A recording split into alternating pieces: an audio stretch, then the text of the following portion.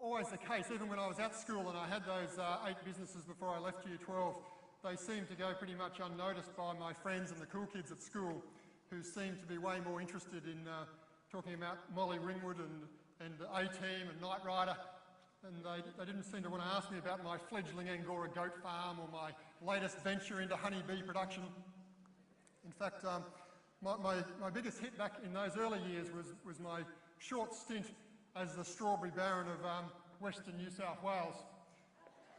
Yes, in the back blocks of Cowra at the ripe old age of 11, I founded my first business. I found myself the king of strawberries, and it all started with a goal. You see, I really wanted to buy a computer, though not any sort of computer. In fact, I wanted to buy one of those fan-dangled Commodore 64s. Anyone have one of these? A few people. 64,000 kilobytes of memory, you know. The average mobile phone these days, I think, has 10,000 times that amount.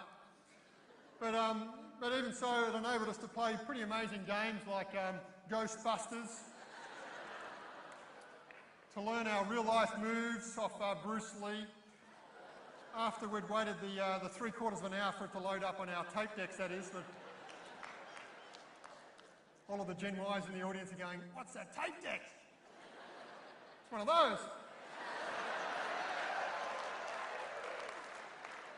Anyway, but because my family farm was going through a pretty severe drought at the time, I knew that if I was going to get my hands on a Commodore 64, it was pretty much going to be up to me. So I hatched this plan where I sent away for 500 strawberry plants and put them in, and they pretty much soon grew into luscious strawberry plants, and they produced the sweetest berries you can imagine. And of course, little 11-year-old sitting beside the highway that split our farm in two, they sold out like hotcakes. And not only did I get to buy my Commodore 64, but I bought a new set of golf clubs and a record player where I got to play my very first LPs, which I think says a little about my varied taste in music, which was Meatloaf's Bat Out of Hell. And like any self-respecting country kid, I had to get my hands on Kenny Rogers' greatest hits. But with this early taste at entrepreneurial success, the following year I decided to increase production, and I put 3,000 strawberry plants in, and I convinced the school bus driver that if I had the strawberries picked and packed by 7:30 in the morning when I got on the bus, in return for some strawberries, he would deliver them to all of the local shops. So while I was at school, right? So that went pretty well. And then the following year, the family farm was still in a pretty severe drought and cash was pretty tight. So I put in 7,000 strawberry plants, and it became an all-encompassing family affair. In fact, I think I was the only 13-year-old in my class who could boast he was employing his parents. Well, for better or worse, I guess you could call me, as Lisa mentioned, a serial entrepreneur.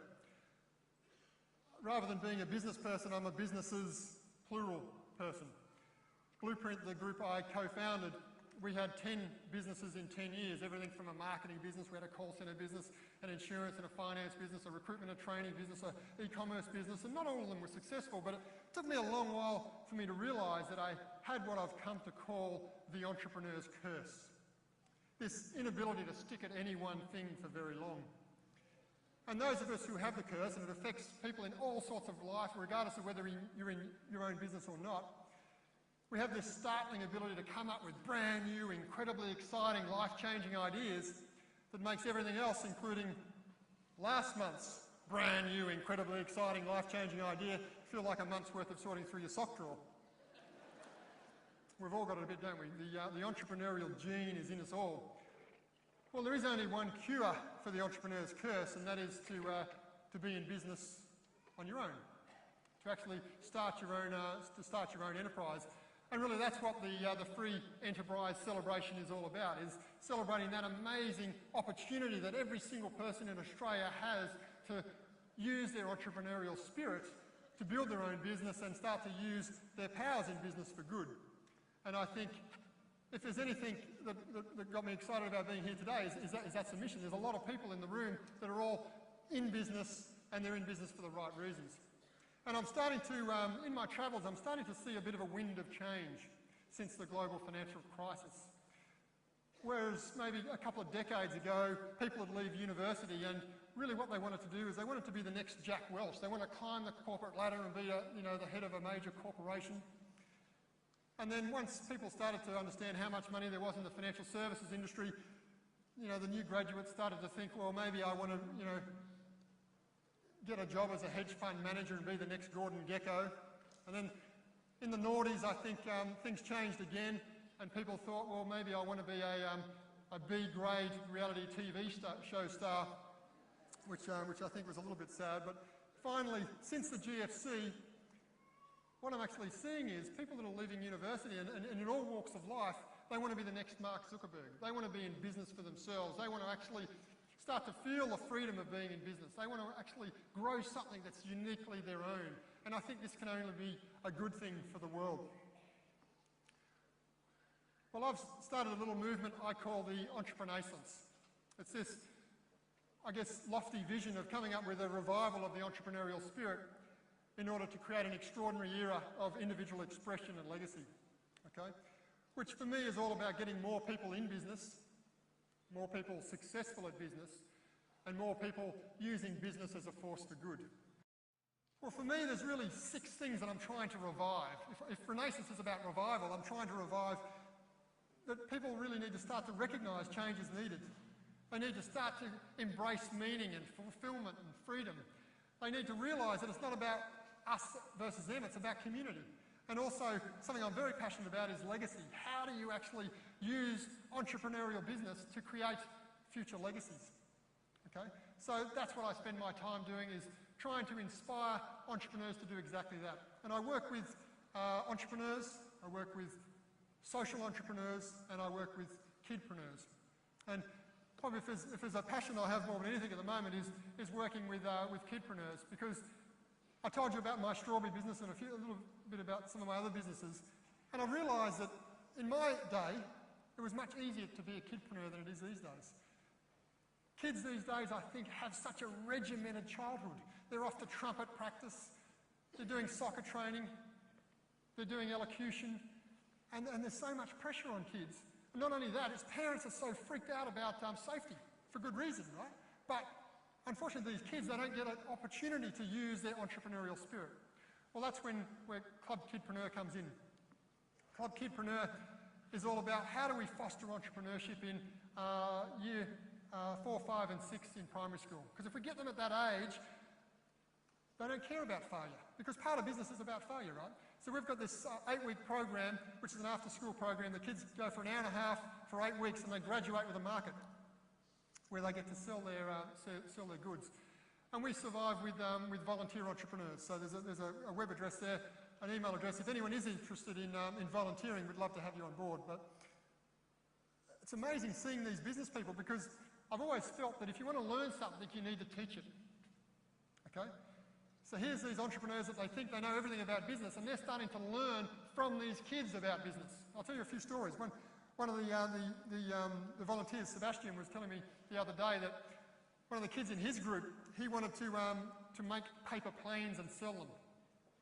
And Seb's going, oh, this is a bad idea, kid. The market is full of adults. There's no kids at the market. Why would anyone buy a paper plane, right? But we tell them it's okay for the kids to fail, right? And the kid said, no, I'm doing paper planes. And Seb said, righto, whatever. So on market day, the kid turns up with these 30 beautifully manicured paper planes, coloured up, and he's selling them for $1 each or 3 for $1. 3 for $3, right? And Seb's sitting there going, oh no, this is going to end badly. But sure enough, within the first hour, the kid sold 20 of his paper planes, right? And Seb goes, well, we need to do something about this because there's another 3 hours to go. So he said, mate, maybe you should put your price up and maximise these last 10 planes. And the kid goes, no, got a different idea. Seb, he's obviously an entrepreneur, this kid, so Seb says, whatever. So he came up with this target, and he realised that if he charged people $1 to have a go at the target, if they got into the target, they got to keep the plane. So he realised that leasing his planes was better than actually selling it, right? At such an early age. And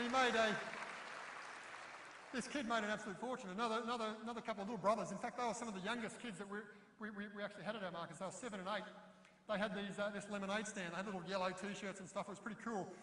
But they realised towards the end of the market that some of the other stall holders were shutting down. And they thought, well, hang on, why don't we start to franchise? And they got some of their mates, and they started to be wholesalers, essentially. They got other people to sell all the lemonade for them, which I thought was pretty cool. And then, whilst I was on holidays recently, I got an email. I only got back 2 days ago, would you believe? So if I look a bit jet lagged, that's probably why. But I got this email. We started last term a program for disadvantaged Aboriginal kids in Redfern in Sydney. And we got this email from the mothers of one of the kids that said her son had tried to commit suicide 5 times in the last 12 months. But she said the last 8 weeks is a different kid. All of a sudden he's realised that there's opportunity. You don't have to be the smartest kid in the class. You don't have to have rich parents. You don't even have to have parents that have been employed. Business is all about what you do yourself. And he came up with this concept, Awesome Dogs, which is a hot dog stand, right? But he made $70 at the markets. And what I found so amazing is he decided all the money he made from that market, he wasn't going to go and spend it on himself. He reinvested into a hot dog machine. And now he's got this business ongoing, and it really has changed his life for the better. So that's one thing that I'm pretty proud about.